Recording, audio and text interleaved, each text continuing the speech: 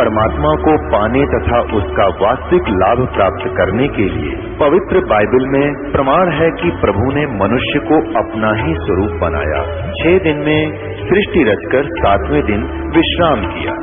कुरान शरीफ में प्रमाण है कि हजरत मोहम्मद को खुदा स्वयं कह रहे हैं कि मैंने तुम्हें उस परमात्मा की महिमा बताने के लिए भेजा है। वो परमात्मा कबीर है जिसने 6 दिन में सृष्टि रची तथा 7वें दिन तख्त पर जा विराजा। उसकी खबर किसी बाखबर से पूछ कर तो देखो। कृपया अवश्य सुनिए जगत गुरु तत्वदर्शी संत रामपाल जी महाराज के अमृत वचन।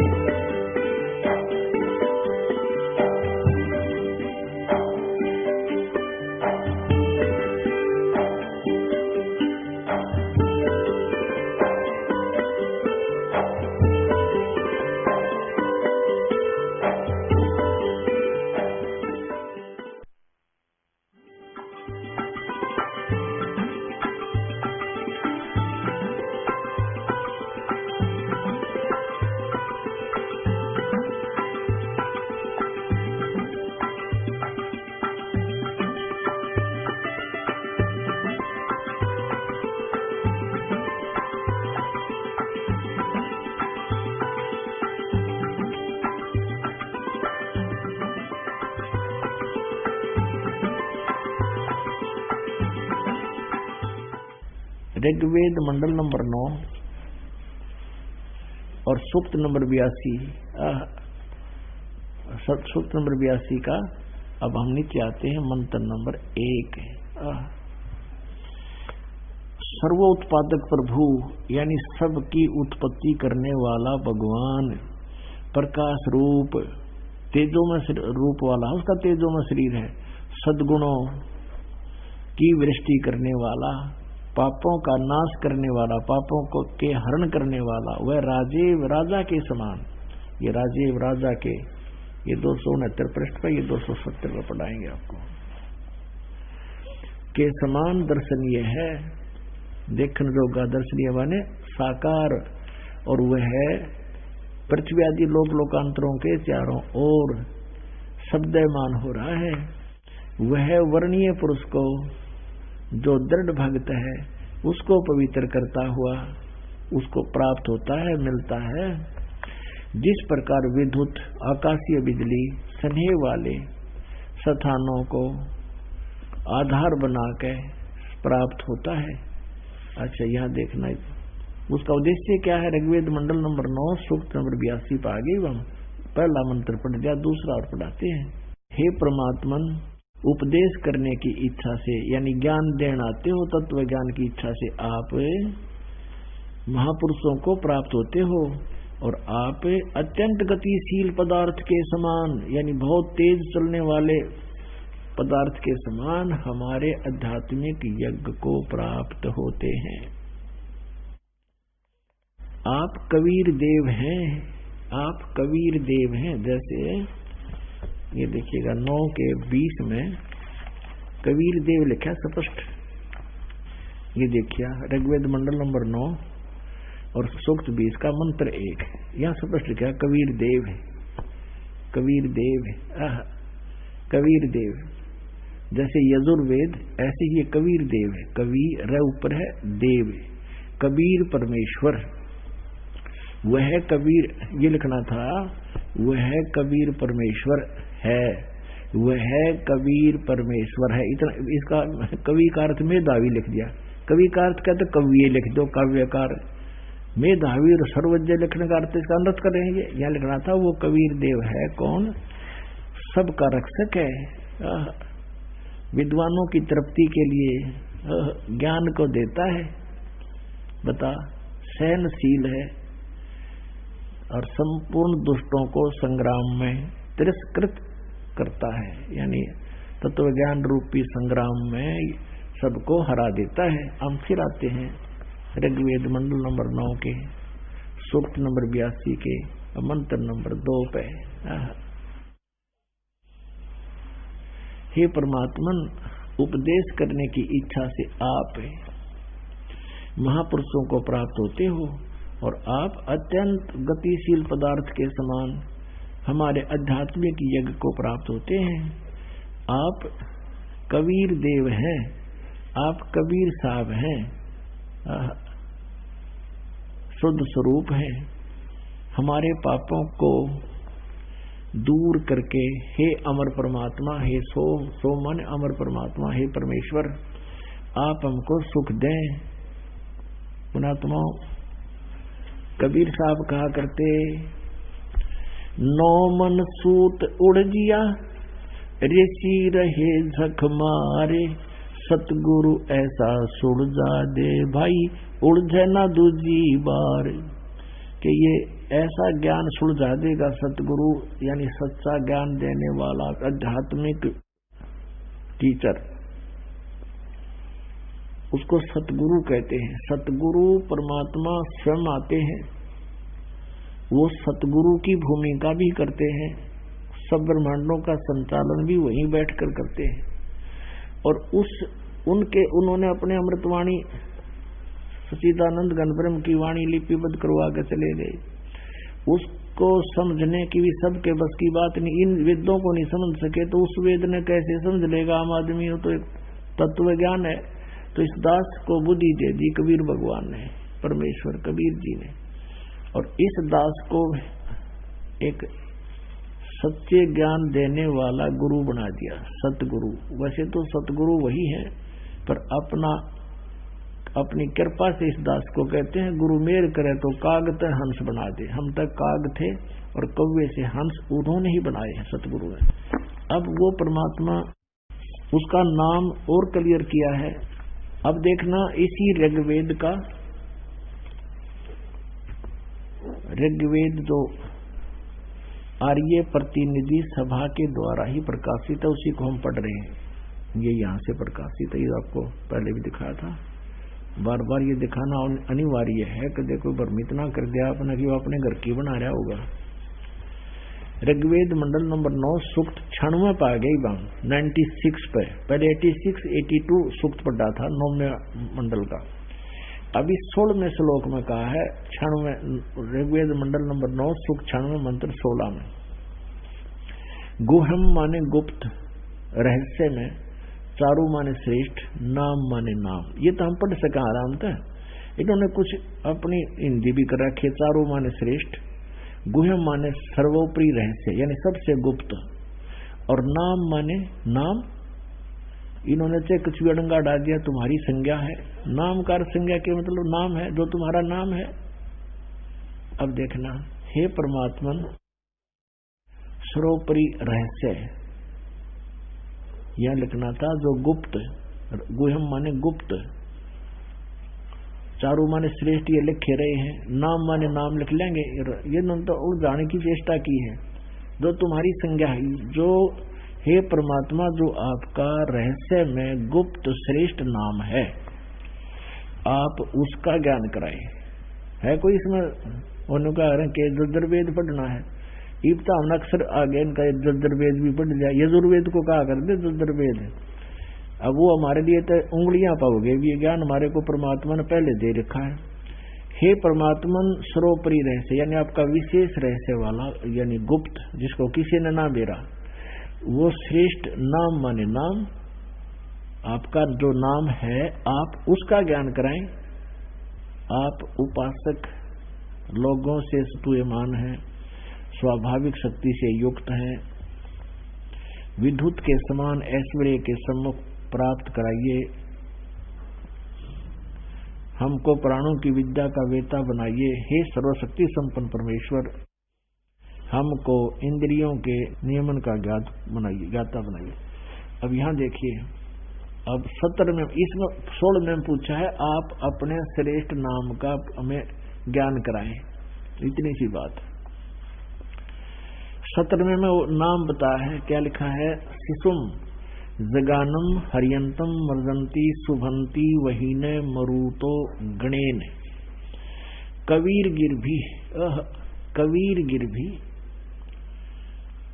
कावेना और कबीर संत सोमह पवित्रम अत्यति रेभन, इनके द्वारा हम ये लेते हैं इन्होंने क्या किया है, इस कबीर का अर्थ ऊपर लगा हुआ है, यू यहाँ लगेगा, पढ़ेंगे अलग करेंगे संधि छेद में। तो इन्होंने कर दिया, इसका तो कवि कर दिया, गिर भी माने वाणी द्वारा। हम इसको न्योका में लिख दें, वो कबीर वाणी द्वारा। गिर भी माने वाणी द्वारा और कबीर माने कबीर, कबीर वाणी द्वारा। अच्छा, रेभन माने, ये देखिए, रेभन सन गर्जता हुआ, और काव्यन कविताओं से, कविताओं माने जैसे लोकोक्तियों के माध्यम से, शब्दों के माध्यम से, दोहों के माध्यम से, चौपाइयों के माध्यम से वो परमात्मा अपना ज्ञान सुनाता है। इन्होंने एक और चतुरता कर दी है, यूं तक कबीर गिर विकार तो ये कर दिया कवि लोग वाणी द्वारा, यह लिखना था कबीर वाणी द्वारा, और इस कबीर का अर्थ नहीं करा, इस कबीर का लिखना था वो कबीर देव है, उसका नाम कबीर देव है। ये देखिएगा, आप पूरा देख सकते हैं, पीछे देखना और पीछे देखो अच्छी तरह। अब इसमें आप संस्कृत देख सकते हैं, ये एक कबीर तो इन्होंने लिख दिया यहाँ पर, और इस कबीर का कित अर्थ नहीं कर रखा। ये संस्कृत शिशुम जज्ञानम हरियंत मर्जंती सुभंती मरुत वहीन गणेन कबीर गिरभी, इस कबीर गिरभी वाला कर दिया, कबीर गिरभी। काव्यना, यू काव्यना भी लिख दिया, काव्यना, और सोम भी लिख दिया, और यू संत भी लिख दिया, सोम, पवित्रम भी लिख दिया, अतेती भी लिख दिया, रेभन भी लिख दिया। यू कवि छोड़ गए कबीर, क्योंकि ये दोबारा लिखते ही क्लियर हो जाता है। यहाँ पर इन्होंने चोर चुराई तोमड़ी गाड्डे पानी में, वह गाड्डे वह ऊपर आवा सच्चाई छनी ना। अब इसका क्या अर्थ बनाइए, दास बताओगा। शिशुम जगानम, हे परमात्मा, जो शिशु रूप धारण करके अपने जो लीला आप करते हो, तो शिशु जगानम यानी आप जानबूझकर अपनी सूझबूझ से शिशु रूप में प्रकट होते हो। हरियंत माने यानी मानव के रूप में, मानव के बच्चे के रूप में, और आप मर्जंती सुभंती वहीन मरुते गणेन, और कबीर गिरभी कावेना, कबीर अपनी महिमा की वाणी को आप अपनी कबीर वाणी द्वारा, कबीर गिरभी, कबीर ये इन्होंने इस कबीर गिरभी का लिख दिया वाणी द्वारा, हम लिखते कबीर वाणी द्वारा। और कावेन, कावेना, कावेन नहीं, हाँ कावेन, कावेना, कावेना माने कविता से, शब्दावलियों के माध्यम से, दोहों के माध्यम से गरजते हुए ऊंची आवाज में बोलते हो, आवाज लगा लगा कर अपनी महिमा की वाणी सुनाते हो। अब इसका और जिससे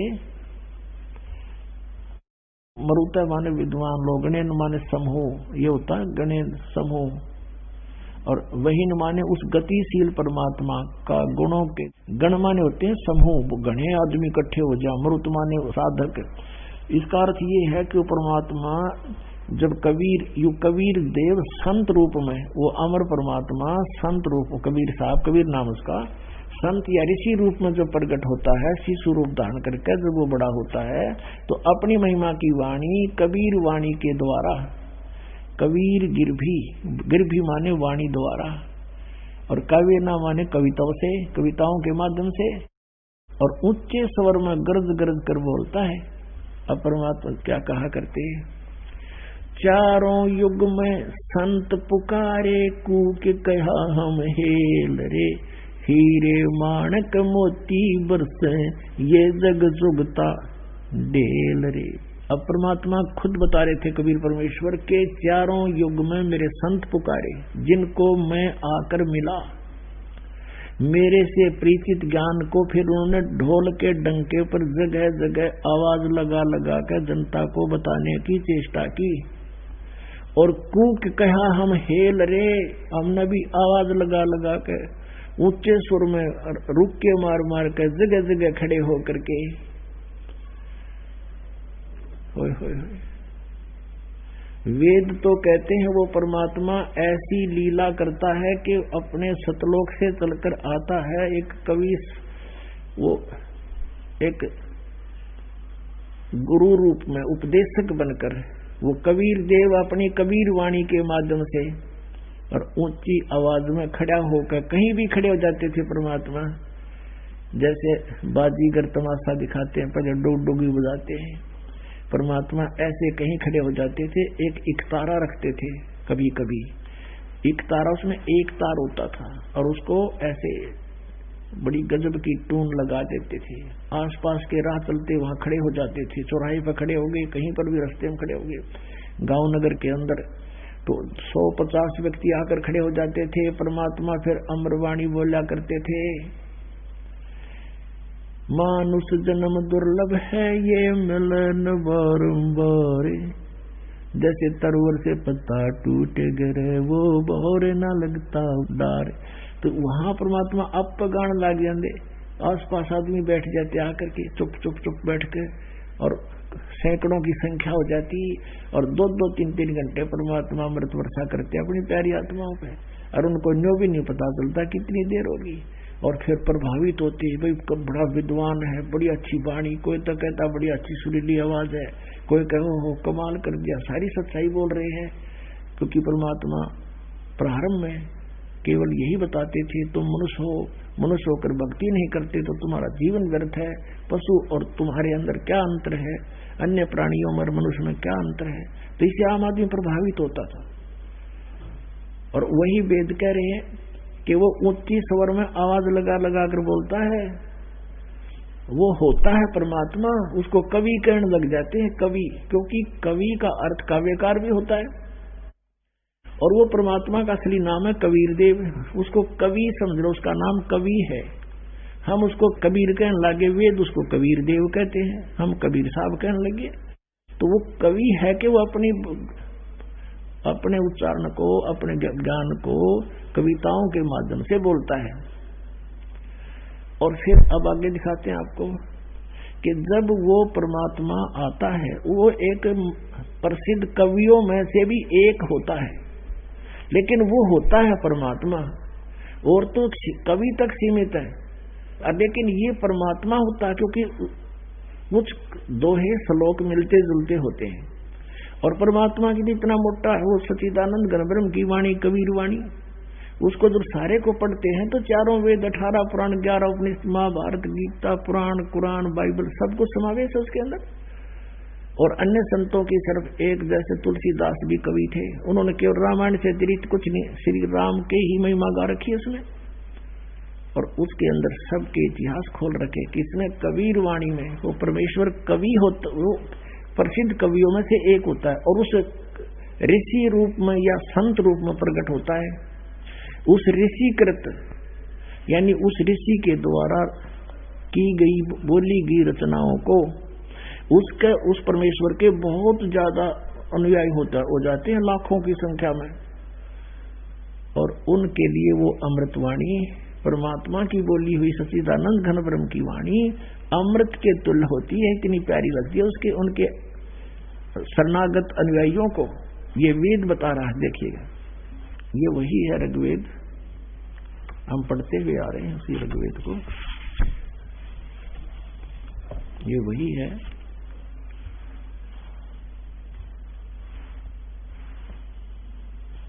अब हम यहां आगे हैं, ऋग्वेद मंडल नंबर 9, सूक्त 96, 16 में तो ये कहा कि अपना श्रेष्ठ नाम, अब आपका जो गुप्त है वो श्रेष्ठ नाम बताइए।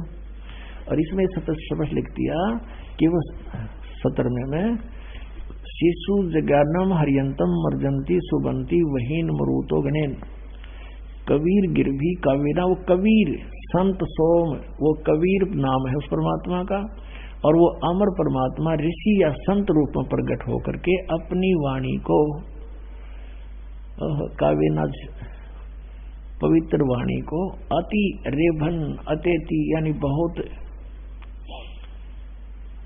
रेभन माने गरजता हुआ, ऊंची आवाज में बोलता है। इन अनुवाद में गड़बड़ करनी थी। अब देखो 18वें में कमाल है, वो परमात्मा कहते हैं ऋषि मना, ये ऋषि कृत, ये है ऋषि, ये तय है, ये मिट गया यहाँ से, ये ऋषि कृत है। सवर्षा सहस्र अनिठ, पदवी कविनाम, पदवी कविनाम, तृतीयम धाम महिष है, सिसंत सो में है विराजमान राजती सतुप, वो तीसरे धाम में विराजमान है, उसको स्थापित करके बहुत बड़ा जो तीसरा धाम है उसमें रहता है। और वो कवि नाम पदवी अब ऋषि या संत रूप में प्रगट, उस ऋषि कहो चाहे संत कहो, उस ऋषि के रूप में प्रगट परमात्मा के द्वारा जो हजारों वाणी सहस्रनिथ माने हजारों वाणी जो बोली जाती है, जिस कारण से वो पदवी कवि नाम यानी प्रसिद्ध कवियों में भी एक पदवी भी, कवि की पदवी भी प्राप्त करता है। और ऋषि मना जो ऋषि स्वभाव के संत भगत उसके शिष्य होते हैं, उनके लिए सवर्षा वो एक बहुत आनंददायक होती है। यहाँ देखो ऋग्वेद मंडल नंबर 9 सूक्त नंबर 96 का हमने 16 पढ़ लिया, 17 पढ़ लिया, अब 18वां का यहाँ अपने संस्कृत देख ली और यहाँ देखेंगे। ऋग्वेद मंडल नंबर 9 सूक्त 96 का मंत्र अब 18 पढ़ रहे हैं। सोम स्वरूप परमात्मा, अमर परमात्मा, पालन की इच्छा करता हुआ तीनों लोकों में प्रवेश करके सबका धारण पोषण करने वाला यही भगवान है, जो गीता जी अध्याय नंबर 15 के श्लोक 17 में लिखा है।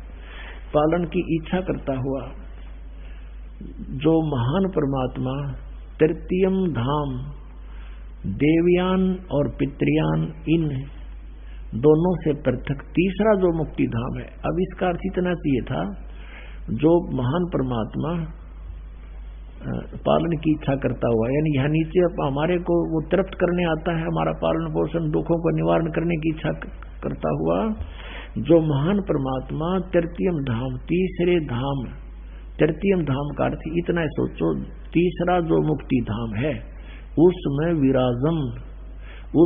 विराजमान है। ये न ज्ञान योगी, जो ज्ञान योगी उसको प्रकाश करने वाला है। कोई अड़ंगा कर दिया ना, ज्ञान योगी डाल दिया। यहाँ इनका याद आ गई दानंद तो निराकार बतावा था, और यदि हम लिख देंगे सीधा अर्थ कर दिया तो ये साकार सिद्ध हो जाएगा। यहाँ ज्ञान योगी डाल दिया, ये यहाँ भूल गए ज्ञान योगी।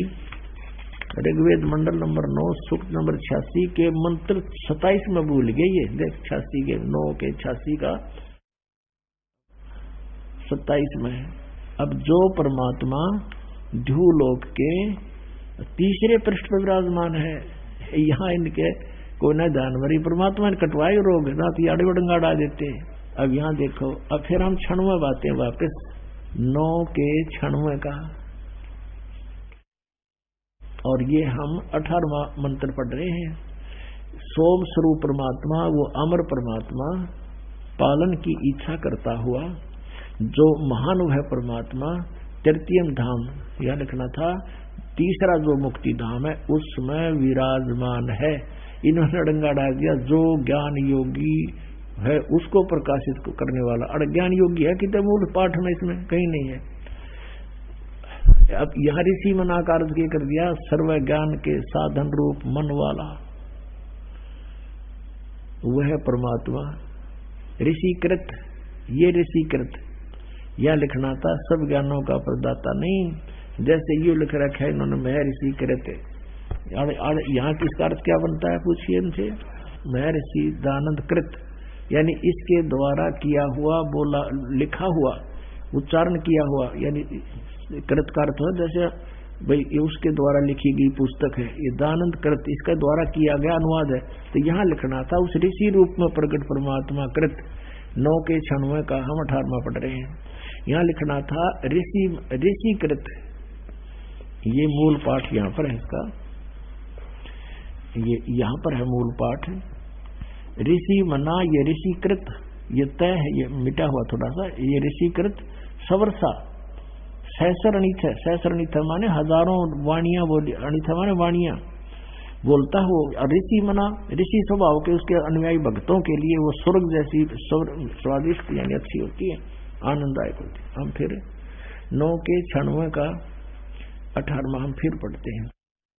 तीसरा जो मुक्ति धाम है उसमें विराजमान है वो परमात्मा सत्वमान है। ऋषि मना सर्व ज्ञान के साधन रूप मन वाला, ये लिख रहा था। सर्व मना का अर्थ है जो ऋषि मना का अर्थ लिखना था, जो ऋषि स्वभाव वाले भक्त उसके अनुयायी होते हैं, साधु संतान जैसे हो जाते हैं, वह परमात्मा जो ऋषि कृत सब ज्ञानों का प्रदाता नहीं, जो उस ऋषि रूप में प्रकट, ऋषि या संत, जैसे पहले 17वें श्लोक में लिखा है मंत्र में कि वो संत रूप में अपने प्रकट होकर वाणी बोलता है, तो संत कहो चाहे ऋषि कहो, उस ऋषि कृत उनके द्वारा बोली गई वो अमृत वाणी, कबीर वाणी में सवर्षा माने बहुत ही स्वादिष्ट आनंददायक होती है।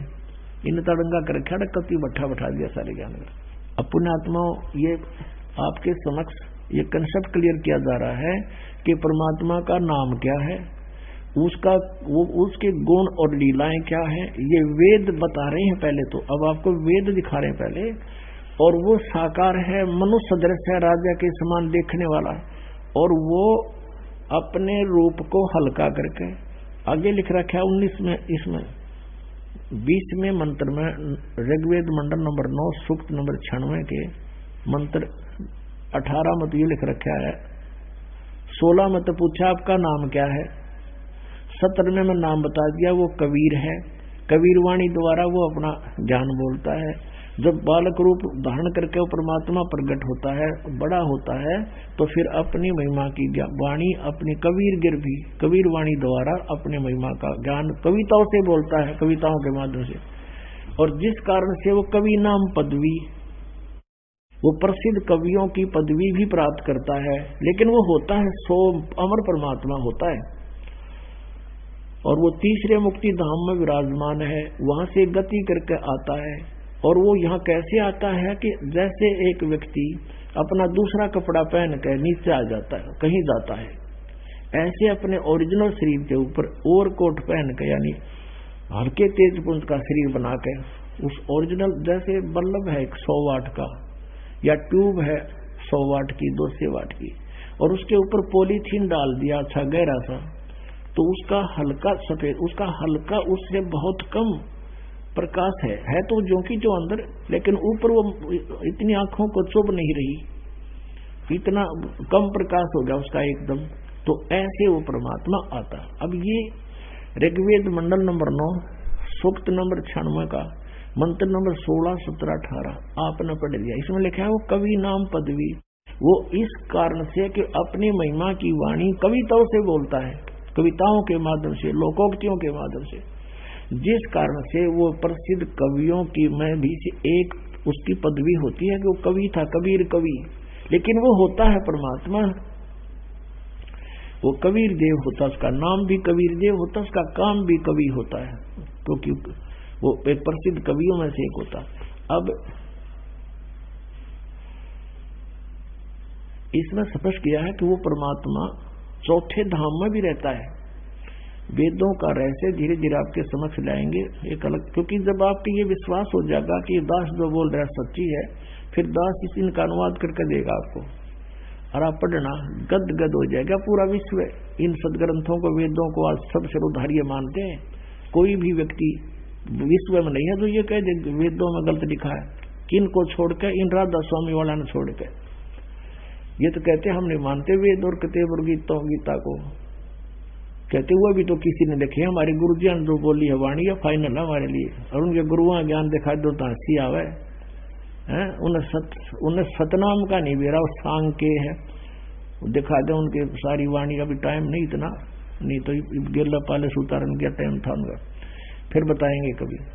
अब कहने का भाव ये है कि वो तो बट्ठा बैठा रहे सबका कि वेदों को हम नहीं मानते, हमारे तो जो संत बोल देता वही फाइनल है। और उनके संतों ने बोल रखा है सतनाम, कहीं तो सतनाम को कह रहे हैं, वो 2 मिनट दिखाना पड़ेगा ना, तो ये बात अधूरी रह जाएगी। अब आपको दिखाते हैं जो ये कहते हैं ये राधा स्वामी पंथ वाले कि हम वेदों को नहीं मानते, हमारे गुरुओं ने जो ज्ञान दिया है ये फाइनल है। और वेद भी तो किसी ने बोले ही है, वो भी तो इंसान था, वेद व्यास बिना वेद बोले किसने? वेद व्यास जी तो राइटर थे जैसे,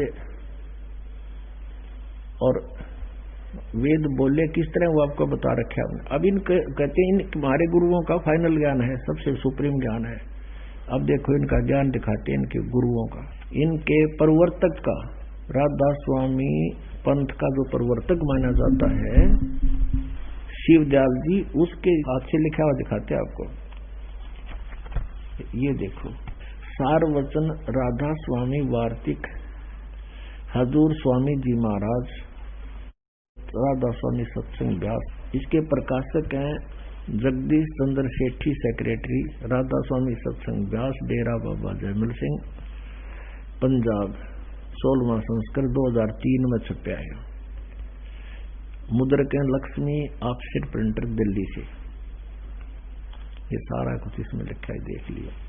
अभी इनकी भूमिका में न स्पष्ट कर रखा है कि सारवचन राधा स्वामी वार्तिक हजूर स्वामी जी महाराज के वचनों का संग्रह है, शिवदयाल जी के वचनों का, जो राधा स्वामी का फाउंडर माना जाता है। ये वचन सत्संगों तथा अन्य चर्चाओं के दौरान सत्संगियों ने नोट किए थे। स्वामी जी महाराज के परम धाम से धारने के कुछ वर्ष बाद इनका संग्रह करके पुस्तक के रूप में छपवाया गया। सन 1902 में बाबा जयमल सिंह जी महाराज ने सारवचन राधा स्वामी वार्तिक को पहली बार गुरुमुखी लिपि में छपवाया था। 1902 से पढ़ते आ रहे इस अड़ंगे को, यानी 109 साल हो गए, 109 वर्ष हो गए इसने पढ़ते हैं। इंडोनी में लिख क्या रखा है देखिए, अब दिखाता हूँ आपको। गुरुमुखी लिपि में पहली बार छपाया था। प्रस्तुत पुस्तक उसी प्रथम गुरुमुखी संस्करण के अनुसार और अब इसका हिंदी संस्करण प्रकाशित किया जा रहा है। अब देखो, स्वामी जी महाराज का शुभ नाम, जो जिसके वचन है ये राधा स्वामी जी का, जो राधा स्वामी पंथ का मुखिया स्वामी जी महाराज का शुभ नाम सेठ शिवदयाल सिंह जी था। आपने 15 अगस्त 1818 में आगरा शहर में जन्म लिया। आपके पिताजी का नाम सेठ दिलवाली सिंह जी था, माताजी का नाम महामाया जी था। आपके पूर्वज पंजाब के रहने वाले थे तथा घर में गुरु ग्रंथ साहिब का पाठ किया जाता था। आपके माता पिता हाथरस के प्रसिद्ध संत तुलसीदास के चेले थे। इसने घटरामायण लिखे रखे। अब हम अपने सिर्फ उस पे आते हैं, आगे इसके के वचन है वो दिखाते हैं। शिवदयाल जी के ज्ञान का भंडार दिखाते हैं आपको। अब राधा स्वामी दयाल की दया, राधा स्वामी साहेब, खुलासा उपदेश हजूर राधा स्वामी साहब का, इस शिवदयाल जी के वचनों का। यहां जाते हैं दफा 1 में। सिर्फ काम इतना है, ये 13वें पृष्ठ पे, सिर्फ काम इतना है कि इंसान यानी मनुष्य अपनी सूरत यानी रूह को उसके खजाने अर्थात और निकास यानी मुकाम सतनाम और राधा स्वामी यानी सतनाम को यहाँ मुकाम बताया है। मुकाम माने स्थान, स्थान सतनाम और राधा स्वामी सतनाम बता दिए 13 पृष्ठ पर। ये आगे चलते हैं, पहुंचावे अपनी सूरत को सतनाम स्थान पर या राधा स्वामी स्थान पर पहुंचावे। आगे देखो, अब जितने आचार्य हैं कोई कितना गया कोई कितना गया। यहाँ देखो, सिर्फ संत मंजिल 5वीं यानी सतनाम पे मंजिल देगी नहीं गया कल। देखो अब देखो, इन्होंने खुद ही लिखा है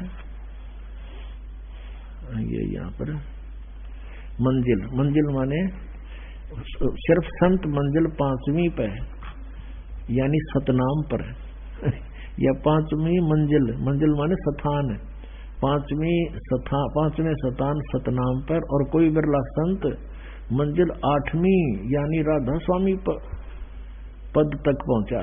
यहाँ सतनाम को कह रहे हैं ना, फिर मंजिल 2 बार हो लिया। अब देखो यहाँ 15 पे और वचन नंबर 4 गीता के से श्लोक है इनके ये 4था श्लोक है इनका। देखिए वचन श्री शिवदयाल जी के, वाह जी वाह।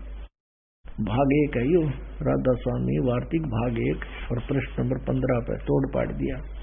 अब समझना चाहिए राधा स्वामी पद सबसे ऊंचा मुकाम है, स्थान है राधा स्वामी पद, और यही नाम कुल मालिक और सच्चे साहब का है राधा स्वामी, और सच्चे खुदा का है।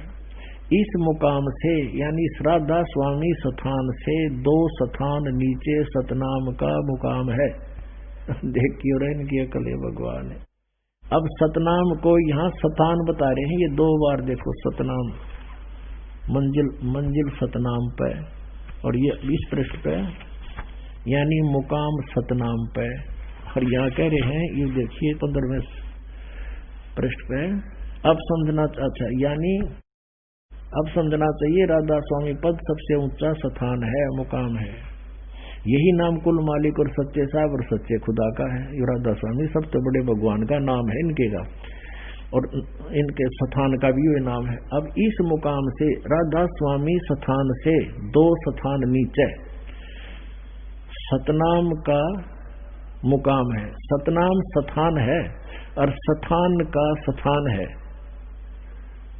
अब मुकाम माने भी स्थान, और इनकी दृष्टिकोण से सतनाम माने भी स्थान, मुकाम, मुकाम का मुकाम समझो, सतनाम का स्थान स्थान है। यह तो इनकी कुलधनी के वचन है। आगे देखियो, ये भी सतनाम को डिफाइन किया गया इन्होंने कि जिसको संतों ने, इस सतनाम को संतों ने सतलोक, सचखंड, सार शब्द, सत शब्द और सतनाम और सतपुरुष करके बयान किया है। इस सतनाम को सतलोक भी सतनाम को, सचखंड भी सतनाम को, सार शब्द भी सतनाम को, सत शब्द भी सतनाम को, सतनाम भी सतनाम को और सतपुरुष भी सतनाम को। वाह रे राधा स्वामी,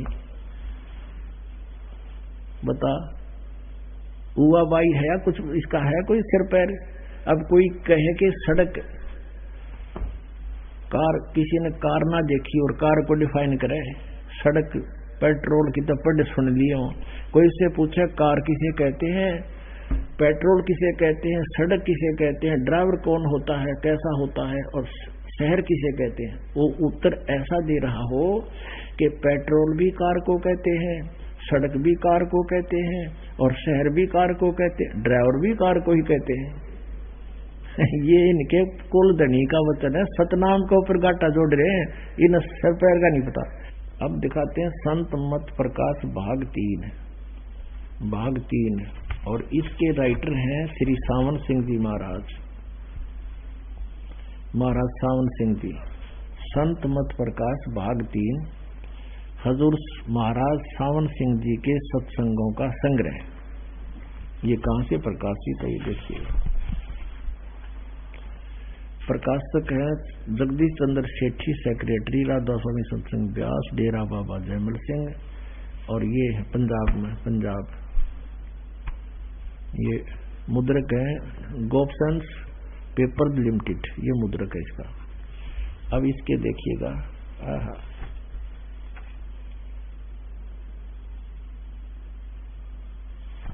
अब दिखाते हैं आप इसके 102 पृष्ठ पे। ये है संत मत प्रकाश भाग 3 102 पृष्ठ पे। कमाल की बात, आप देखना गदगद हो जाओगे। यहाँ लिखा कि सतपुरुष सतनाम कहाई, सतलोक निज पाया आई। सचखंड या सतनाम चौथा लोक है। देखिए सचखंड या सतनाम, सचखंड माने सतलोक या सतनाम, सतनाम कहो तो सचखंड को, वो चौथा लोक है। सतनाम चौथा लोक है और सभी के अंदर है। वो सतलोक, वो सतनाम तारे अंदर है। अगर यह सतगुरु से राह लेकर मेहनत करके अंदर पर्दा खोल ले तो सचखंड पहुंचा जा सकता, वो आपके अंदर है सचखंड। अच्छा, ये 107, ये 102 पृष्ठ पर पढ़ा आपने। अब 106-7 पर पढ़ते हैं। यहां देखिएगा,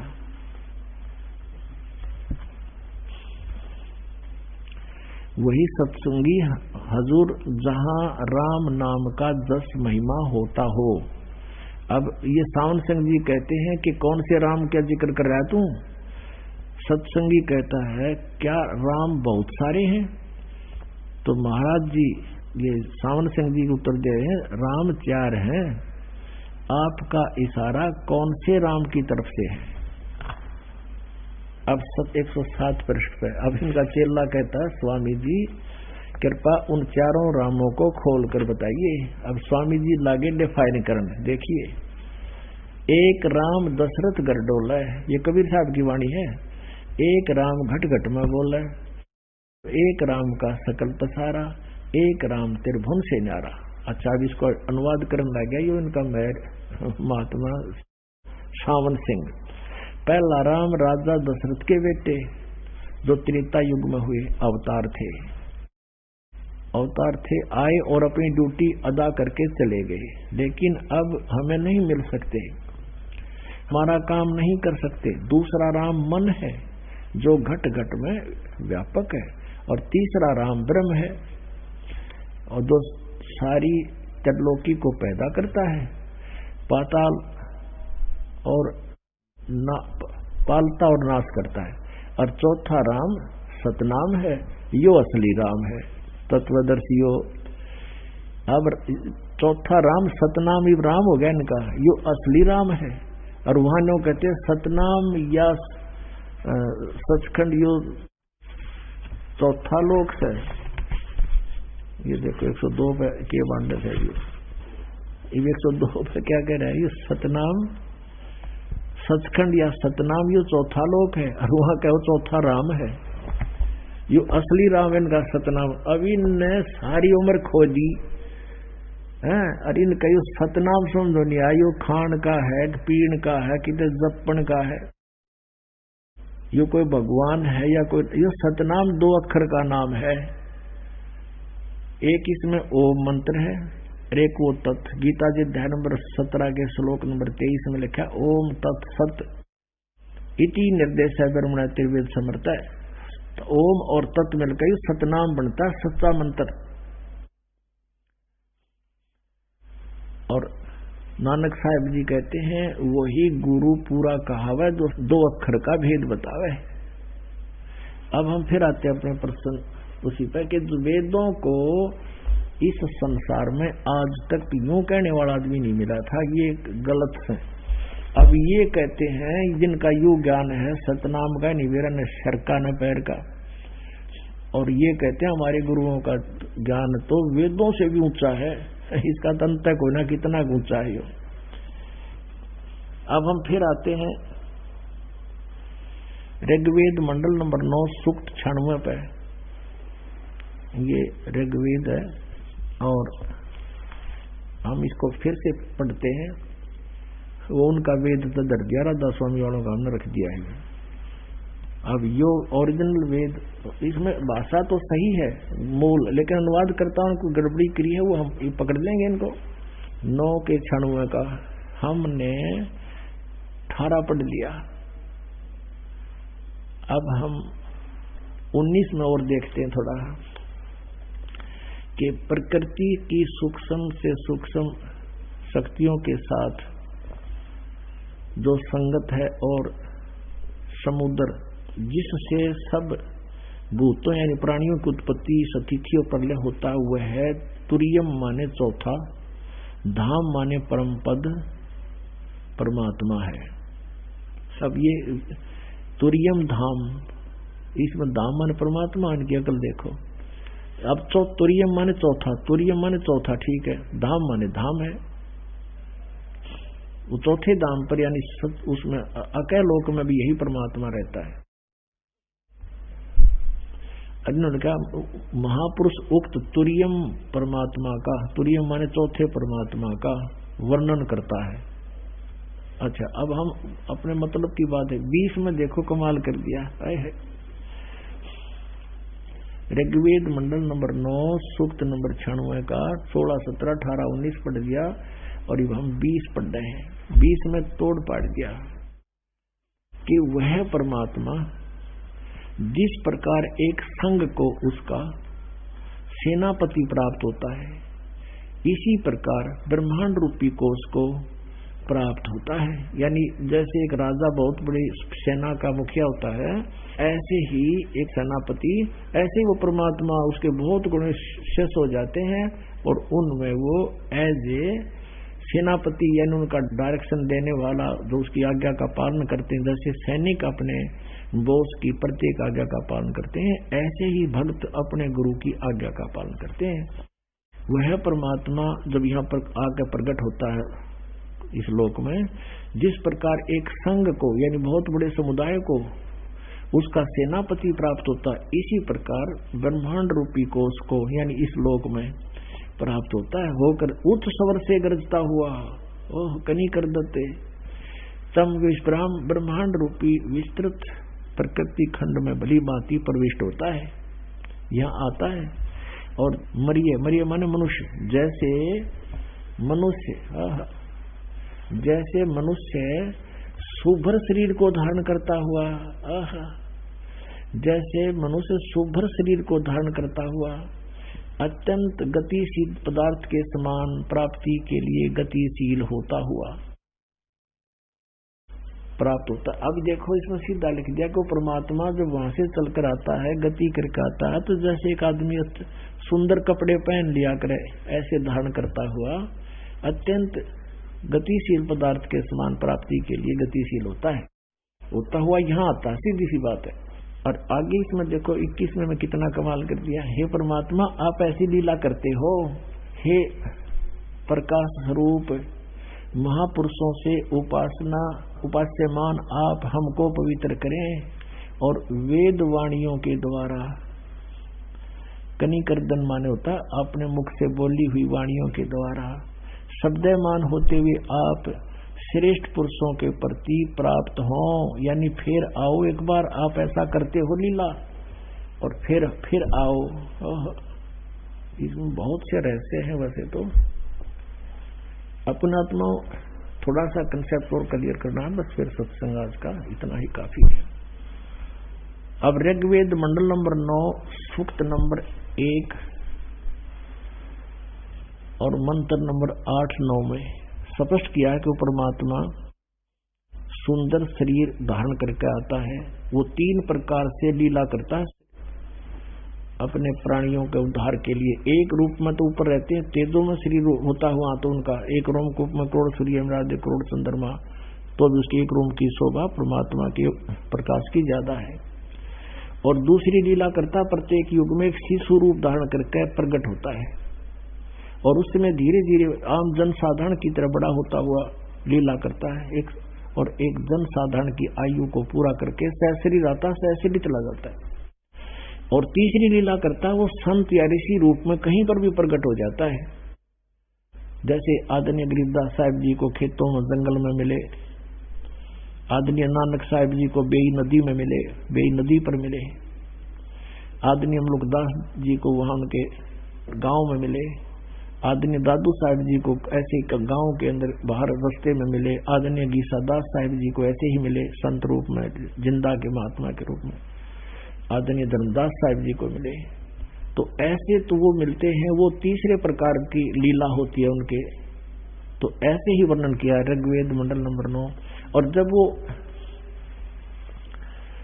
जब वो परमात्मा शिशु रूप धारण करके आते हैं तो उनके परवरिश की लीला कंवारी गायों के द्वारा होती है। कंवारी गायों दूध देती हैं, कंवारी गाय का दूध परमात्मा पीते हैं। ये लीला उस परमात्मा की ऐसी लीला किया करता है। 600 वर्ष पहले कबीर परमेश्वर की उसकी महिमा की वाणी में धर्मदास जी साहब ने लिखी थी कबीर सागर में, वो आज तक विद्यमान है। और गरीबदास साहब जी को परमात्मा ने अपनी दिव्य दृष्टि दे करके, जैसे तुलसीदास जी ने रामायण लिख दी सारी, ऐसे गरीबदास साहब जी ने कबीर परमात्मा की महिमा लिखी है। तो उसमें लिखा कि कंवारी गाय का दूध पिया, अनव्याहर को दूहत है दूध दिया तत्काल, पीवा बालक ब्रह्म गति तांसिव भय दयाल। वो ऐसी लीला करता। तो ऐसी लीला आज तक बता दो किसी भगवान की होता है या इनके कुल धनी जो जिसको राधा स्वामी का बताओ सर्वशक्तिमान, किसी की भी हो, या राम की, कृष्ण की, विष्णु की, ब्रह्मा की, शिव की, या कोई और हजरत मोहम्मद की, यानी किसी की तो दिखा दो ऐसी लीला हो। या यीशु जी की, हजरत यीशु मसीह की दिखा दो। केवल कबीर परमेश्वर को छोड़कर ये लीला जो वेदों में सदग्रंथों प्रमाणित है और आंखों देखा संतों ने बताई, तो भगवान पहचान में आ जाएगा। अब देखिएगा ये वही ऋग्वेद है आर्य प्रतिनिधि सभा दान बलराम जिला मैदान दिल्ली से। अब इसके हम ऋग्वेद मंडल नंबर 9 सूक्त नंबर 1 मंत्र नंबर 8-9 को गहराई से पढ़ लेंगे। वैसे तो हम यहाँ से शुरू करते हैं। इनकी अज्ञानता को भी साथ में हमने घसीटना है। अब ये 9वां मंडल है, इसका प्रथम सूक्त है और प्रथम मंत्र में लिखा है हे परमात्मा सोम स्वभाव परमात्मा। ये परमात्मा के विषय में जानकारी हमने ये सिद्ध करना है। आगे देखो, दिखाते हैं आपको। अब मंत्र नंबर 2 में हे परमात्मन आप, ठीक है। अब तीसरे में हे परमात्मन, अब चौथे में हे परमात्मन, 5वें में हे परमात्मन। अब देखो छठे में हे परमात्मन। अब 7वें तक गड़बड़ करना शुरू कर गई। इनका समझ में आ गई, जाड़ा भगवान लिख दिया तो आगे तो साकार बता रखा परमात्मा, तो यह लिख दिया उस पुरुष को चाहे परमात्मा को, उस परमात्मा को ज्ञान यज्ञ में भली प्रकार। आगे देखो फिर 8वें में, अब हम 8वें में पढ़ेंगे उस परमात्मा को। अब ऊपर 6 हम परमात्मा लिख दी, यहाँ लिखने के कलम घिस गई उनकी। वो जानते मतलब था किसी समझ में ना जब भगवान सच्चा शरीर है, क्योंकि दानंद के अज्ञान को ऊपर रखना चाहते थे वो। तब उस परमेश्वर को, उस पुरुष को, उस परमेश्वर को उग्र गतियां प्रेरणा देत करती हैं। जैसे ही भाकार माचगी तो परमात्मा ने इस दास को भेज दिया। जब कलयुग के प्रारंभ आए थे उस समय भी बहुत बुरा हाल था, तो अपनी लीला करके चले गए ताकि पहचान सके। उस परमात्मा को उग्र गतियां प्रेरणा करती हैं। और भासमान शरीर को, भासमान यानी बहुत सुंदर शरीर को वह पुरुष यानी वो परमात्मा प्राप्त होता है। आगे देखना। और जिसमें तीन प्रकार से दूसरों को वर्ण करने वाला मधु में शरीर मिलता है। 3 प्रकार की लीला करता है परमात्मा।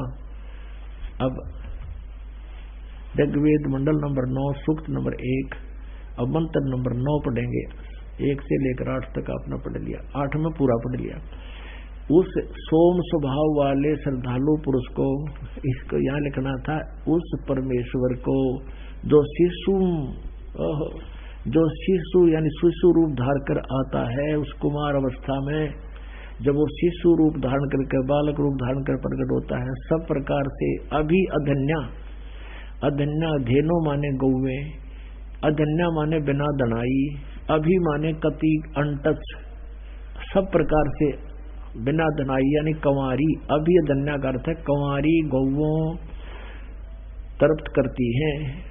उस परमेश्वर को जो शिशु रूप धारण करके जो प्रकट होता है, उस कुंवारी गायों से, अभी अधन्या गौवों से उनके परवरिश की लीला होती है, उसको तृप्त करती है।